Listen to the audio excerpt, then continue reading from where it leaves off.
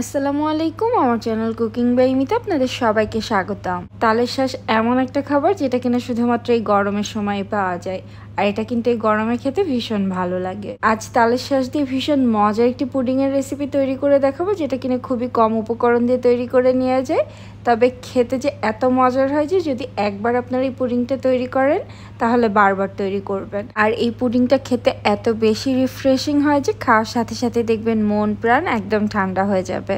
আশা করছি আমার আজকের এই সহজ পুডিংয়ের রেসিপিটি আপনাদের ভালো লাগবে। এখন কথা না বেরিয়ে পুরো রেসিপিতে চলে যাচ্ছি। পুডিংটা তৈরি করার জন্য প্রথমে এখানে 7 পিস তালের শাঁসের ওপরের খোসাটাকে ছাড়িয়ে খুব ভালোভাবে পরিষ্কার করে নিয়েছি। আর আমি একটু বড় সাইজের তালের শাঁসগুলো এখানে ইউজ করেছি। পুডিংয়ের সাইজ বুঝে কিন্তু তালের শাঁসের পরিমাণটা আপনারা কমিয়ে বাড়িয়ে ইউজ করতে পারবেন। এখন এগুলোকে আমি ছোট ছোট টুকরা করে কেটে নিচ্ছি। আশা করছি দেখেই বুঝতে পারছেন আমি এগুলোকে কতটুকু করে কেটে নিচ্ছি।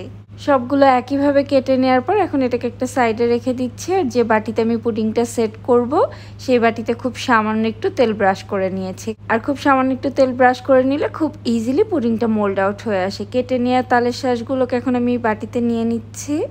আমি এখানে একটা কেকের মোল্ড ইউজ করেছি, তবে আপনারা কিন্তু আপনাদের পছন্দ মতো যে কোনো বাটিতেই পুডিংটা তৈরি করতে পারেন, তবে খেয়াল রাখতে হবে সেটা যেন হিট প্রুফ হয়। বাটিটাকে একটা সাইডে রেখে এখন এখানে একটা প্যান নিয়ে নিচ্ছি 2 কাপ তরল দুধ। দুধটা আগে থেকেই জাল করে রেখেছিলাম, এখন রুম টেম্পারেচারে আছে। এর সাথে দিয়ে দিচ্ছি 1/4 কাপ চিনি। মিষ্টিটা চাইলে কিন্তু আপনারা কিছুটা বাড়িয়ে কমিয়ে ইউজ করতে পারবেন। যেহেতু একটু রিফ্রেশিং পুডিং তৈরি করছি আমি মিষ্টির পরিমাণটা একটু কমই দিচ্ছি।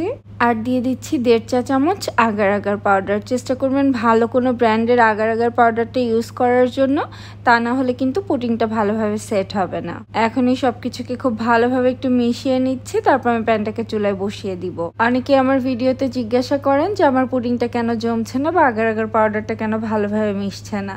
অনেক আগার আগার পাউডার আছে যেটা ভালোভাবে মিশতে চায় না এবং পুডিংটাও জমে না। আপনারা অ্যাঙ্কারের আগার আগার পাউডারটা ইউজ করতে পারেন, সেটা অনেক ভালো।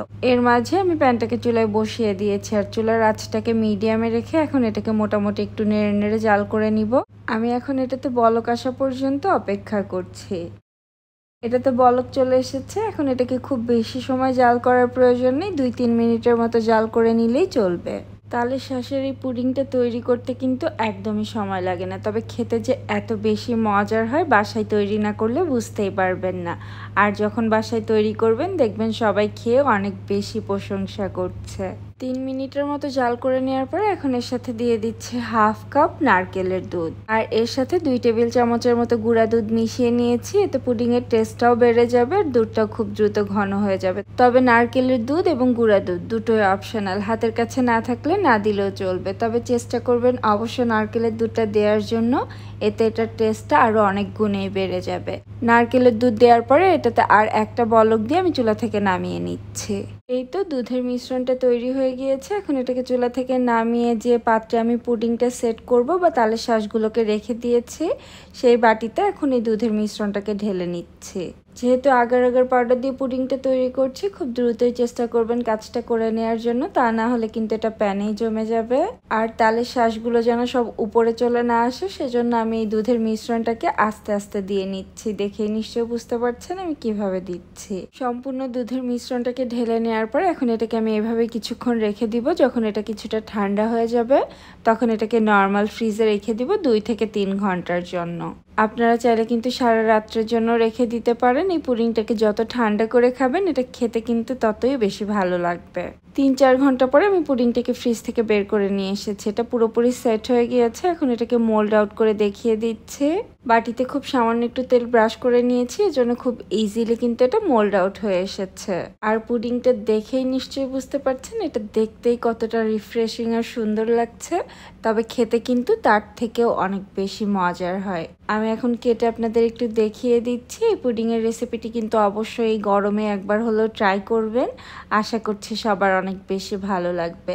আর যদি বাড়িতে ট্রাই করে থাকেন আমাকে কমেন্ট সেকশনে জানাতে ভুলবেন না আপনাদের কেমন লাগলো।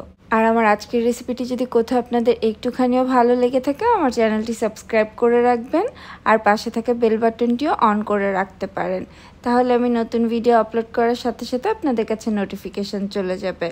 আজকের মতো এখানেই বিদায় নিচ্ছি, আবার নতুন কোনো রেসিপি নিয়ে চলে আসব। সে পর্যন্ত সবাই অনেক বেশি ভালো থাকবেন আর আমাদের জন্য দোয়া করবেন। আল্লাহ হাফেজ।